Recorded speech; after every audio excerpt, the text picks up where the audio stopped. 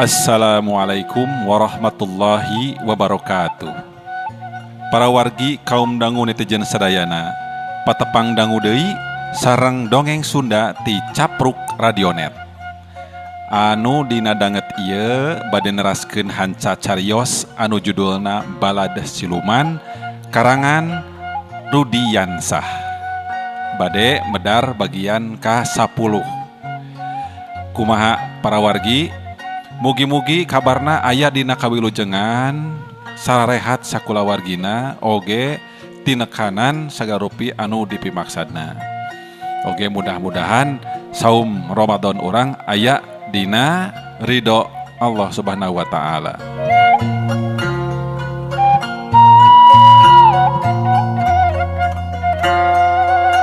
Hatur nuhun kasakumna para wargi kaum dangu netizen anu parantos sindang ka ieu kanal muter konten-kontena. Boh bilih aya anu teu acan subscribe mangga kantun diklik wae seratan beureum handapeun video palih katuhu.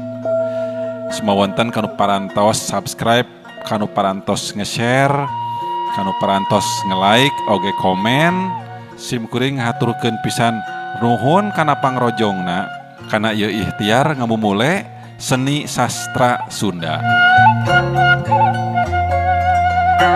Para wargi kaum dangu netizen sadayana, cariyos anu kalangkung tos dugi ka Bah Eman Saparakanca baralik deui ti imahna Halimah. Sabab panyangkana yen eta Halimah jeung Usman dina kaayaan anu bahaya teh nyalahan. Tah kumaha salajengna? Mangga urang pedar. Nanging sateu acana aya pesen tina program Silih Wawangi usaha mitra kaum dangu.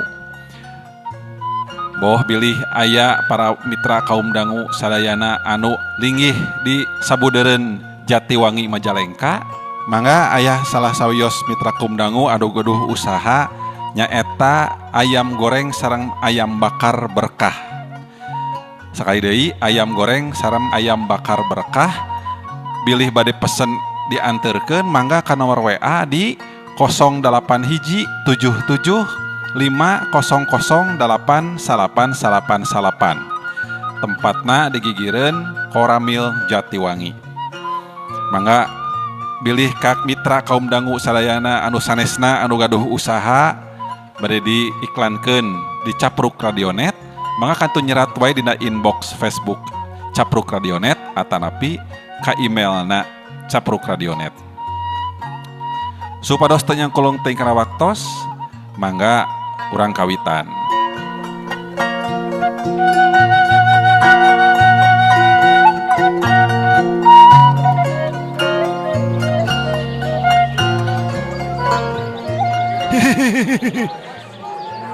Nya nama ya nama jang urang teruskeun deui atuh lumampahna angguran ge nya sabab aya hadena oge ye lamun seuk urang sakabeh ayeuna nepungan maicih ka imahna nya kituna teh sangkan urang henteu terus tanda tanya komo bari jeung tuluy curiga goreng sangka mah ka papada jalma urang teh monggo goreng kasebutna jang Tembal Bah Eman harita teh.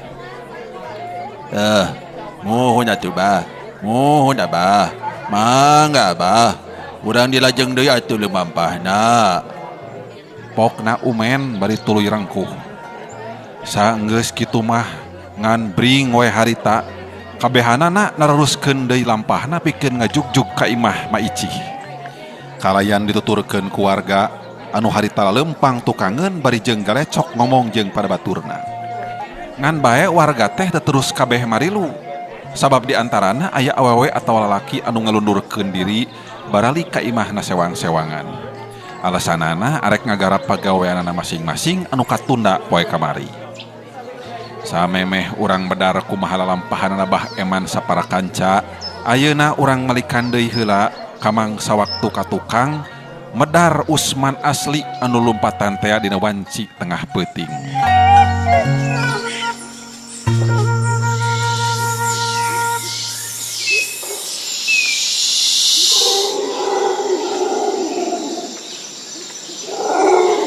Harita teh Usman naha manehna tebet ngadon terus ngambah ka hiji pasir.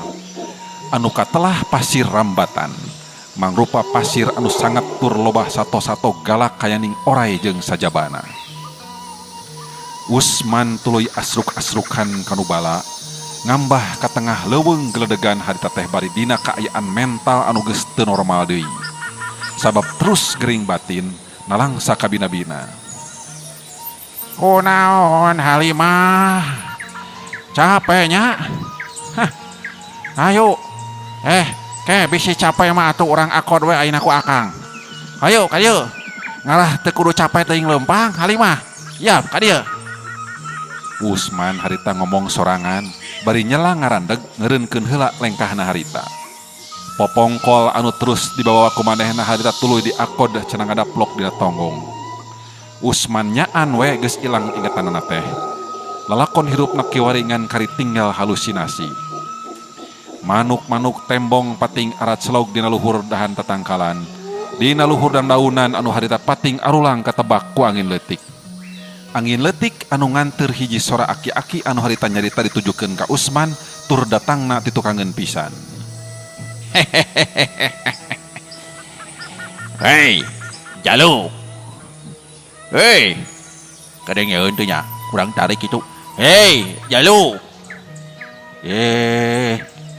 Hei, arek ka mana eta teh? Ha?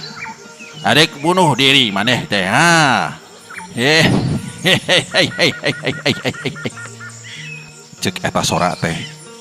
Ngadenge kitu atuh Usman gancang ngabalikeun awakna ka tukang, mencerong ka tempat datangna sora.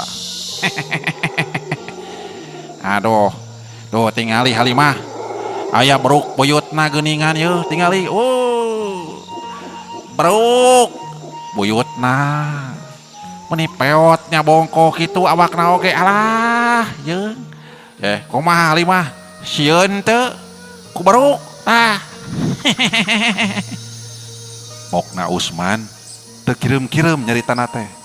Jeung aneh deui sanajan Usman ngomongna lalaunan oge tapi bisa kadengeun ku si Aki kalawan jelas. Si Aki oge henteu tuluy ambek, kalahkah ngehkeh deui we seuri waktu disebut beruk teh ku Usman.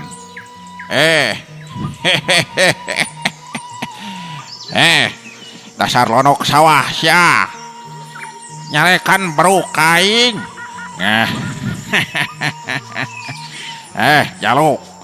Geus bosan hirup maneh teh, ha? Bet los-los ka pasir rambatan segala rupa. Loba macan nyaho di ieu leuweung teh. Hayu Syah Jalu, milu jeung aing ayeuna keneh. Urang urus awak teh ku aing. Leumpeuh yuni pisan awak teh kawas lain lalaki bae sia mah. Ceuk si Aki bari tuluy ngalengkah maju ngadeukeutan ka palebah Usman anu harita keur ngajanteng. Oloh, eta si beruk. Kalahkah ngajakan uing ini ti dieu. Kawas nu wawuh wae maneh mah kaju kuring teh beruk. Bari kuring mah teu ngarasa wawuh jeung maneh deui. Tapi naha maneh bet sok kenal kitu sok dekat SKSD ka aing teh. Nah saha si maneh? Walon Usman bari neuteup seukeut ka si Aki sakapeung melong kosong siga anu keur ngalamun. Yeuh. Ngaran dewek katelah mah Kikawat Wajah euy. Lain beruk. Komo Kikawat beruk atawa Ki beruk wajah mah lain, salah kene wae. Kikawat Wajah. Geus kawat wajah. Hayu Syah, geus tong loba catur. Ulah loba nolak. Milu jeung dewek. Jawab si Aki nandeskeun nyebutkeun ngaran aslina ka Usman. Samemeh Usman bisa nyarita deui teh harita gancang si Kawat Wajah ngalakukeun tindakan anu di luar dugaan keur Usman. Ki Kawat Wajah ngagajeleng luncat ka hareup terus pancuh gigireun Usman belah katuhu. Ki Kawat Wajah harita henteu miceun deui waktu ngan sakilat leungeunna anu katuhu mencet kana urat-urat penting nu aya dina beheungna Usman. Ngajadikeun badanna Usman oge harita terus rubuh nangkuban teu inget bumi alam. Saenggeus Usman tembong kapiuhan mah ngan regeyeng bae harita awakna Usman teh dipanggul di bawah indit ninggalkeun eta patempatan ku Ki Kawat Wajah. Duka teuing rek tuluy dibawa ka mana nya para mitra sadaya. Anu jelas mah dina engke pungkasanana ieu lalakon bakal aya kaahengan dina raga dirina Usman. tur bakal jadi lawan utamana anak siluman darah dagingna Halimah katut jin Batara Kala anu jadi indung bapana harita. Tetela disidik-sidik kadua dampal sukuna kegawat wajah teu napak waktu ngalengkah kana lemah. Saking ku cepet-cepetna gerakan kikawat wajah harita mangsa ngalengkahkeun sukuna ninggalkeun eta patempatan.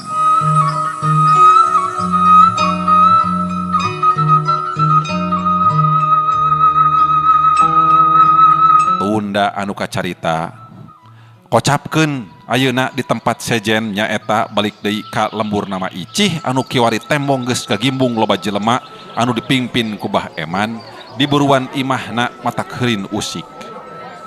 Teu awewe teu lalaki teu kolot teu budak meh kabeh daratang tumplek ka eta patempatan. Kabeh nu aya di dinya kadenge galecok ngomong jeung papada baturna ngalobrolkeun kaayaan di eta patempatan. RT na RW na katut pupuh lemburna anu katelah Kisamba oge tembong keur ngobrol jeung Bah Eman sapara kanca anu karek tepi pisan daratang kaburuan imah nama Icih. Bah Eman dibarung jeung gogodeg lantaran kaget kadenge manehna cumarita ditujukeun ka Kisamba bari jeung deuteup. Nyaan maneh kitu tega ari mah Icih tega ngadolim diri sorangan. Nah naon masalahna atuh cenahnya? Mah Icih teh pikiranna bet nepi ka poekeun kitu. Aduh. Ceuk Bah Eman mang handeukeun ku eta kajadian. Nu jelas nama ieu teh musibah we meureunana Bah.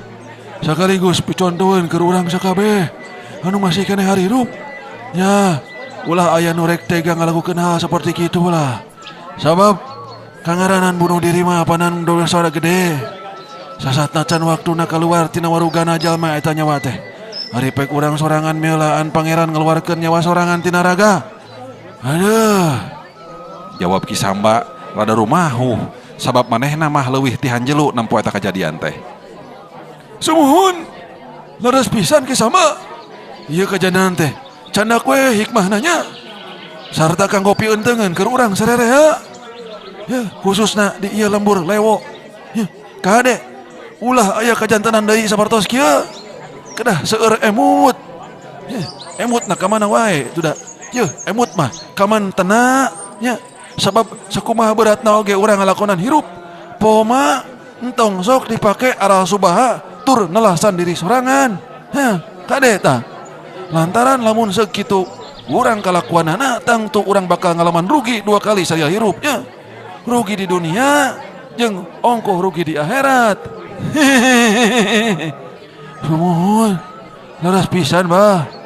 Nanging sakali deui punten kuring Abah. Margi maksud Abah sapara kanca nepangan Mah Icih ka dieu teh telah telaksana. Lantaran Mah Icihna oge kaburu tilar dunya geuning. Keun bae jang Samba. Keun bae.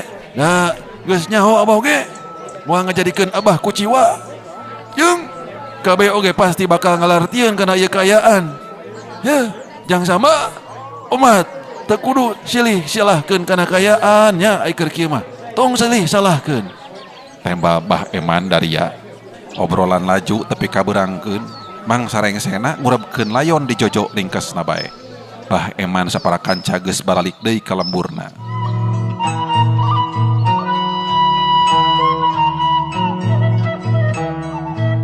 Halimah katut Usman memalihan kadenge keur uplek ngobrol paduduaan di imahna tur lumangsung dina waktu nu meh sarua.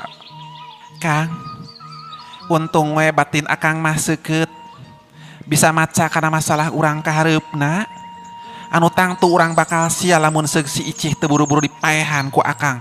Sabab lambat laun Rusiah kaayaan urang bakal dibenjer beaskeun ka tiap jalma nu tumanya ka manehna teteh. Nyangan aya deui anu leuwih salempang pikeun abdi ieu teh Kang. Bingung kudu mere alasan kumaha ka dulur-dulur abdi anu isukan arek ka dieu. Ceuk Halimah anu harita cumarita. Ari Usman memalihan katingali ngadon seuri leutik tuluy ngawalon.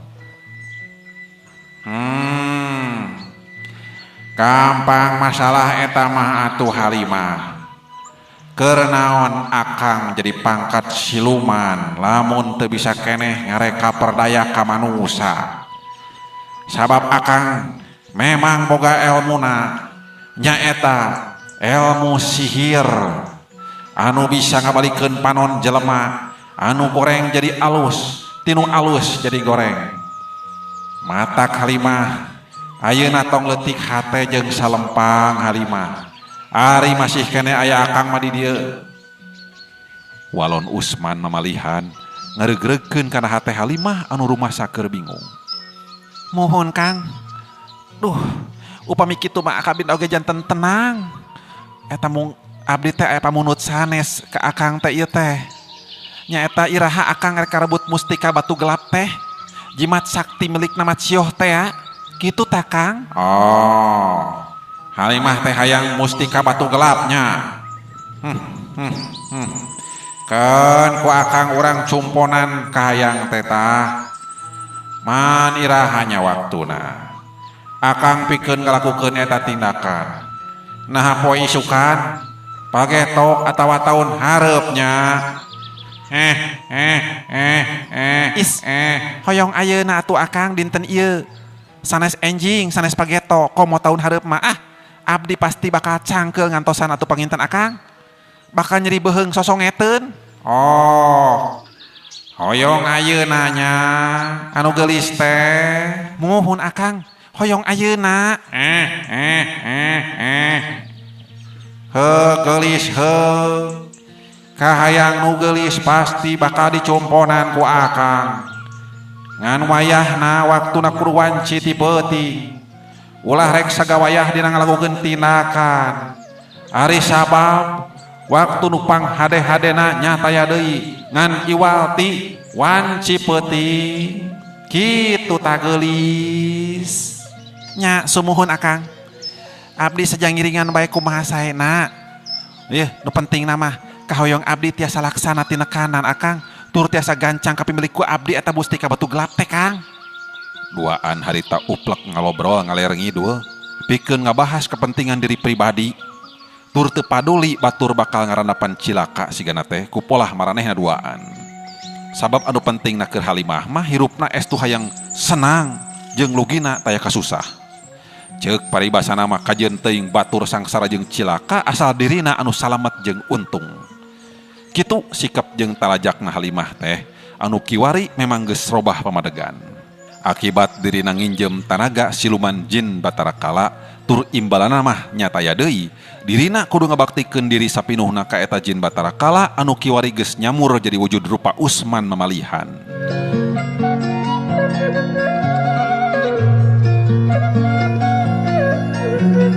Mangsa wanci peuting sumanding di tempat sejen Macioh tembong keur ngahulang sorangan di tengah imah. Malah sabari jeung ngahulang teh Macioh terus ngagerendeng ngomong sorangan dina jero hatena. Geus hampir sataun. Leuwih katang. Geus hampir sataun satengah. Si Halimah taraulin ka dieu. Bangun mu terus poho we ka diri aing jeung jasa aing teh. Nyaeta kitu deui si Batara Kala bet saruana. Poho we ka diri aing teh. Kacang lupa kulitnya. Poho ka aing anu tiap malam Salasa jeung malam Jumaah sok mere wae sasajen. Tapi ayeuna ka mana? Teu moal datang ta dua mangkeluk teh. Macioh harita bet jadi terus ngupat kaayaan Halimah jeung jin Batara Kala dina jero hatena. Anu harita jin Batara Kala keur diuk sila dina luhur tempat sare sarta tetep masih kena dina kaayaan wujud Usman mamalihan can ngarobah kaayaan.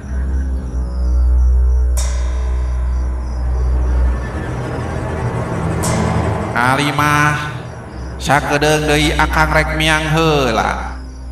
Nya eta pikeun nyumponan kana kahayangna Halimah. Tapi omat Halimah oge tong wakasare. Sabab engke pas akang mulang ngadip ka imah pasti akang bakal hasil mawa jimat mustika batu gelap ka dieu. Pikeun langsung dibikeun kanu geulis. Oh, sumuhun akang. Mangga wilujeng angkat. Abdi pasti moal ka mondo Kang. Margi ngahaja bari ngantosan akang mulih. Bari nyandak mustika batu gelap ka dieu. Tembal Halimah bari jeung imut. Halimah harita keur nyusuan orokna anu tetela geus diaranan ku ngaran Sukmara. Luyu jeung pamentana jin Batara Kala anu geus merengaran ka eta budak. Jirim Usman mamalihan terus ngiles. Badana terus ngalengit robah jadi wujud haseup ipis ngablesat ka jomantara ngulah langit anu peteng. Nembus kana beleg-begna langit peuting tuluy ngajugjug ka imahna Macio.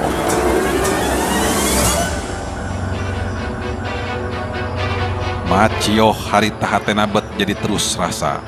Ratu tutunggulan lir umpama mere tanda marengan kana pirasat anu kurang hade kiwari geus tembus kana jero batina. Teu lila Macio tembong cengkat tina tempat diukna bari tuluy ngomong sorangan harita teh. Mani asa teugeurna cicing kieu ieu teh. Aduh, sigana mah aing geus waktuna pikeun mujas media. Cek Macio anu harita langsung nangtukeun sikepna. Dirina kudu mujas medi pikeun ngaleungitkeun rarasaan anu ratug teu pararuguh. Karek oge Macio rek diuk ngemitian maca mantrana jeung muka panon batina. Joal breh wae katingali ku panon batin Macio. Aya tangtungan badan jin Batara Kala rek nyamber kana kanjut kundang wadah mustika batu gelap barang mustika milik manehna. Macio nyel ambek. Kurang ajar maneh Batara Kala. Datang-datang teh bet ngadon terus rek maling mustika batu gelap bungkul ka dieu teh. Dikutuk bumi syah ku aing, kurang ajar. Cek Macio anu harita kaget jeung ambek. Ari kaget mah teu nyangka jin Batara Kala bakal wani kitu peta ka dirina. Make jeung rek ngabongohan maling mustika batu gelap milik manehna. Sakitu geus lila tayang nguntruk-kuntruk datang ka imahna teh. Wei, manusia. Ulah datang ka dia memang arek maling yang mustika euy. Arek terus dibikeun ka Halimah pamajikan kula. Hayo, minggir di peot. Minggir. Ieu barang mustika teh memang geus lain milik Andika deui. Temba jin Batara Kala anu harita geus patepung lawung jeung Macio di alam gaib. Kurang ajar maneh Batara Kala. Maneh bet bisa taluk kitu ku si Halimah. Ku jalma anu sarakah. Sarakah ka bina-bina teh. Yeuh, rasakeun. Hiat. Macio anu harita lelembutanana geus aya di alam gaib teh nafsuna jadi henteu bisa katahan. Langsung nibankeun panarajangna anu munggaran ka jin Batara Kala. Anu daek teu daek jin Batara Kala oge ngaranjug kaget. Tuluy ngomong tandes bari jeung ngejejeleh manasan hate musuh. Wei, manusia. Andika geus wani ngahalangan kana kalap jeung pamaksudan kaula. Andika oge geus wani ngalawan ka bangsa kaula. Berarti Andika oge ayeuna geus bosan hirup kieu. Hai. Pating belesat, pating kolebat para wargina teh jeung sadayana eta jirim Macio jeung jin Batara Kala waktu tarung di alam gaib teh. Sakapeung dua badan tembong napak dina luhureun haseup ipis. Terus pating kalayang di tempat anu kosong silih serang jarak jauh. Aya sinar beureum jeung sinar biru tembong pating barasat patepung di tengah pakalangan. Ngaliwatan dua dampal leungeunna masing-masing kaluarna teh mangrupakeun daya kekuatan jarak jauh. Sekanyahoan itek bulungna Macio harita mampuh ngagedor kana dadana Batara Kala. Nenggal pisan keuna kana sasaran. Waduh. Jin Batara Kala kadenge ngahaduh sakedeung, tapi teu lila. Cakakak jin Batara Kala seuri nyakakak handaruan. Kanyerina henteu lila karasaeun ku manehna.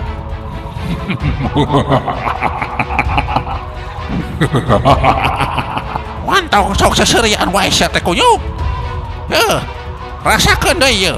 Hiat. Badan Macio tembong geus ngablesat deui wae maju narajang kanu jadi lawan. Marangan itekna anu muir lir kitiran arek ngahanca kana badan jin Batara Kala anu ngolebat nyingkahan serangan musuh. Corelat, celeng. Ieu nama cioh tembong geus kena deui bae kana badan musuh. 3 kali runtuyan panarajangna kena kana sasaran. Tapi Jin Batara Kala lain aya kadua ngagero nahan ka nyeri ayeuna mah. Malah manehna ngadon terus sesirian bangun anu teu karasaeuna naon. Bari kaayaan badana saeutik-saeutik jadi nambahan ngagedean jeung ngajangkungan dina wujud raksasa. Eta teh satiap kabeunangan ku tenggelan-tenggelan ti Macioh anu ngaruntui tadi. Nandakeun Jin Batara Kala geus nembongkeun elmu pangawasana nyaeta elmu sihir watu gunung Kalimaya. Para wargi netizen kaum dangu sadayana rupina cag heula dongeng balad siluman dugi ka dieu. Kumaha terasna etah nasib Macioh? Teras manco di ieu kanal Capruk Radionet konten dongeng Sunda. Tekendat simkuring nada dihapunten kana sagala rupi kakirangan sareng kalepatan dina bedar ieu dongeng Sunda. Boh bilih aya nami alit anu kasabit, asma dewasa anu kasebat, sanes kenging haja-haja tuning kalarasan bae. Mugi-mugi aya hiburanana, aya hikmah sareng mangpaat tina dongeng anu dipedar. Simkuring seja amit mundur. Wabillahi taufiq wal hidayah. Wassalamualaikum warahmatullahi wabarakatuh.